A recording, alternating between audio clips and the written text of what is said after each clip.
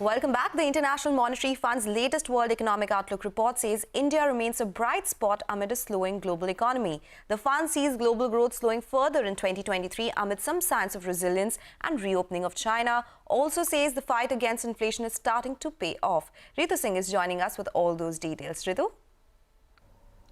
Well, I'll start with India first, where IMF has retained the growth forecast for this fiscal and the next. So India's GDP is seen growing by 6.8% in this year, slowing to 6.1% in FY24 before returning to 6.8% GDP growth by FY25. But that said, IMF did highlight that India remains a bright spot, and together with China, it will account for half of the global growth in this year versus just a tenth for the US and Euro area combined.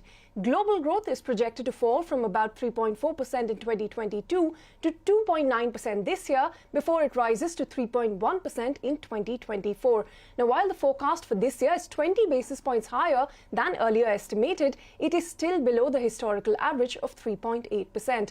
IMF says the rise in central bank rates to fight inflation on one hand and Russia's war in Ukraine continue to weigh on economic activity. This decline in global growth is going to be driven by advanced economies, where the slowdown is going to be more pronounced, with 9 out of 10 economies there likely to grow slower.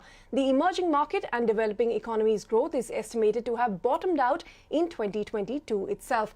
Now, the balance of risk to this outlook remains tilted to the downside, but IMF believes that the adverse risks have come down. It says that despite these headwinds, global growth outlook is less gloomy than it had earlier anticipated, and that could represent a turning point, with growth bottoming out and inflation declining. A quick word on the inflation, where about 84% of the countries globally are expected to have a lower headline CPI inflation this year compared to the previous year. So global inflation is expected to fall to 6.6% in 2023 and 4.3% by next year.